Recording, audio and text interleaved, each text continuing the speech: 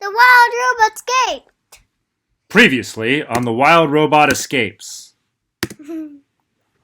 Roz is delivered to the Hilltop Farm in a van. Roz's job is to take care of the dairy cows.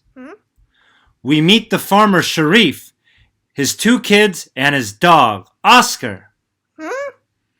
The farm is going out of business because Sharif's leg is hurt and there was no one to do the farm work. Also, Sharif's wife has died. What do you think will happen next? Write 4 questions. So last time I wondered if Roz's computer brain will remember her life on the island after she's fixed, and then I wondered if she does if she does something that will trigger her memories.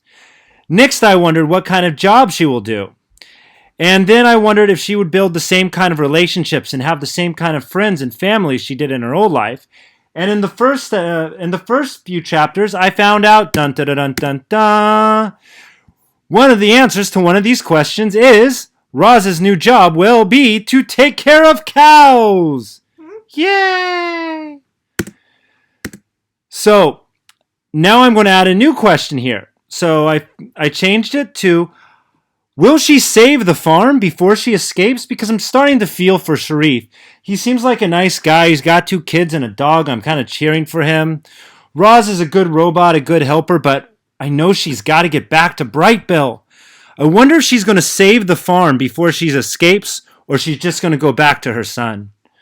Well, anyways, we're going to find out more, and maybe even more questions, in the next chapter, Chapter 6. Chapter 6, The Monster! Now, where have we heard animals call Roz a monster before? Let me think about it. Oh, yeah. The cows were munching hay in their stall when I dropped an S on the word stalls. I'm going to start that over again and self-correct there. The cows were munching hay in their stalls when the big barn door slid open and a mechanical monster stomped in from the rain. The creature marched down the center aisle, her footsteps echoing through the cavernous space. Now, cavernous means a big empty space. So a place that would have a lot of echoes or strong echo, think of like a big hallway or a basketball gym, would be cavernous. There's a lot of empty space. Her footsteps echoing through the cavernous space until she found an empty corner.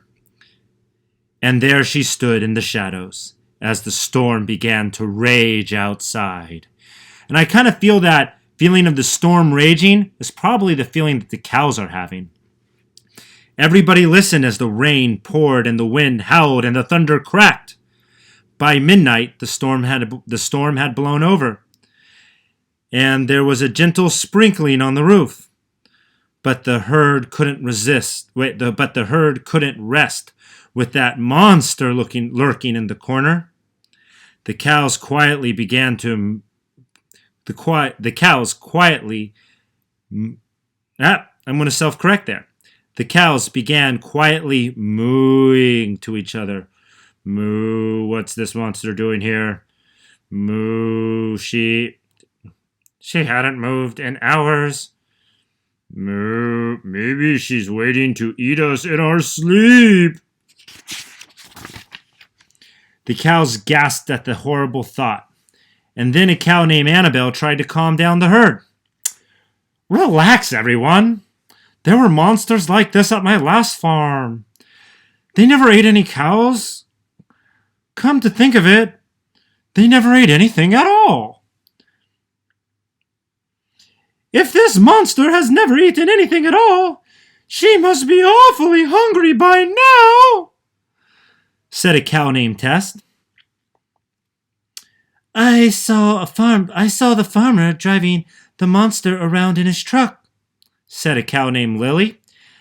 I don't think he would have done that if she were dangerous. Nobody quite knew what to think of the strange creature in their midst. I think the monster is harmless. I think the monster is unnatural. I think the monster is moving. The herd fell silent as the monster marched out from the shadows to the middle of the barn. And then the monster did the impossible. She did the unthinkable. She spoke to the cows in the language of the animals. I am not a monster. I am a robot. My name is Roz. So, right away, I can kind of learn that Roz's computer brain had remembered how to talk to animals so easily. You know, back on the island, she knew all the animal language, and she seemed to pick up cow pretty quickly. Chapter 7, The Robot Story. None of the cows could believe that the monster, this robot, this machine, had just spoken to them in the animal language. They stared at her, nervously shifting in their stalls, wondering what she would do next. What Roz did next was simple. She told the truth.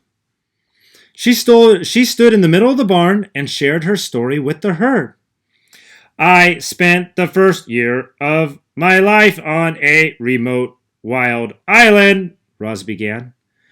I did not know how I got there. I only knew that I wanted to survive, so I studied the island's animals to see how they survived, and a surprising thing happened. Their sound and movements started making sense to me.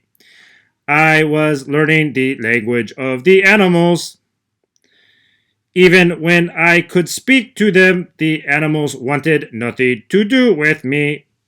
But that changed when I discovered an orphaned gooseling.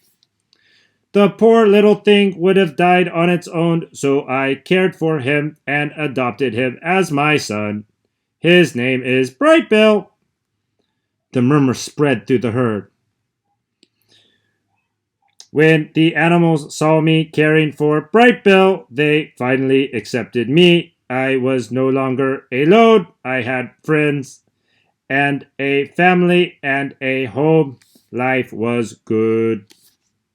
Until the Rico robots arrived. They came in their sleek white airship to take me away, and when I resisted, they became violent.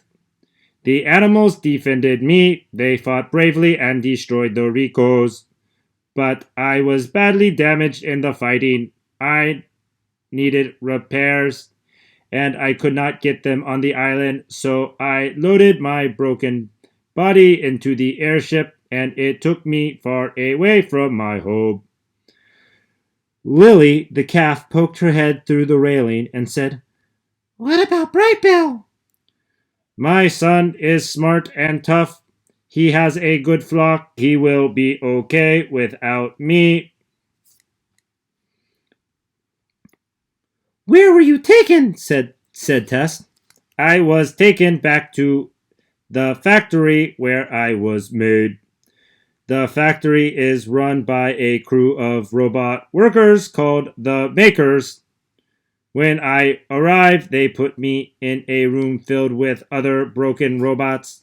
Some robots were completely ruined, and the Makers immediately sent them away. But those of us with working computer brains were given a test." "What kind of test?" said Lily. "The Makers simply asked us questions about how we became damaged. They asked us how we would respond to different emergencies. They asked us to identify certain sounds and smells and objects. Robots who answered every question correctly were repaired. All the others were destroyed. In the wilderness, I camouflaged my body to survive. In the robot factory, I camouflaged my personality to survive." Look at that. So Roz is not only remembered everything. So that answers one of my big questions. She did remember Brightbill from the start.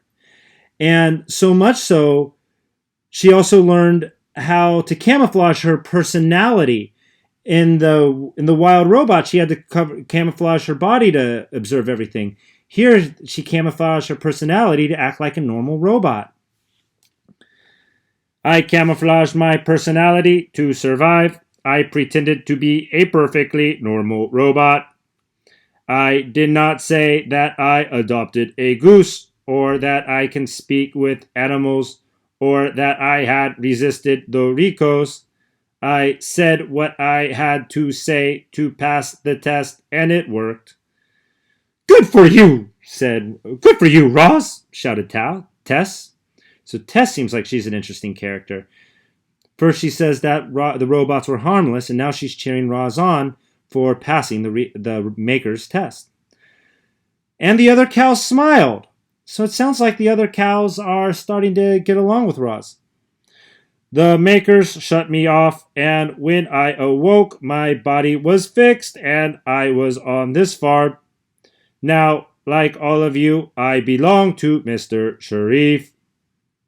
The cows stopped smiling. Everyone was quiet. Then old Annabelle spoke up.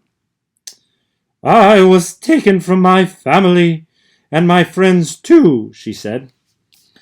They're back on a farm where I was born. I still think about them every day. It is difficult to be apart from our loved ones, said the robot. You know, Roz, things could be worse, said Tess.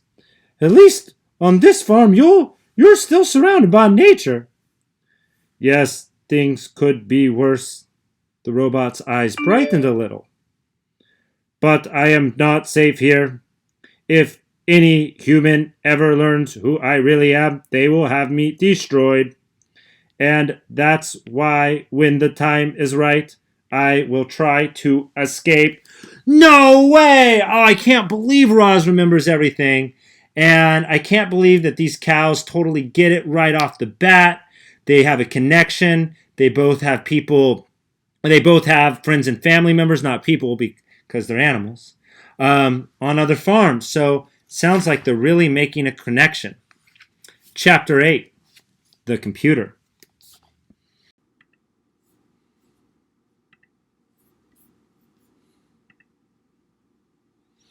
Wow, what a crazy section that was. And we had two major questions answered. First, I wondered if Roz's computer brain would remember her old life on the island after she was fixed.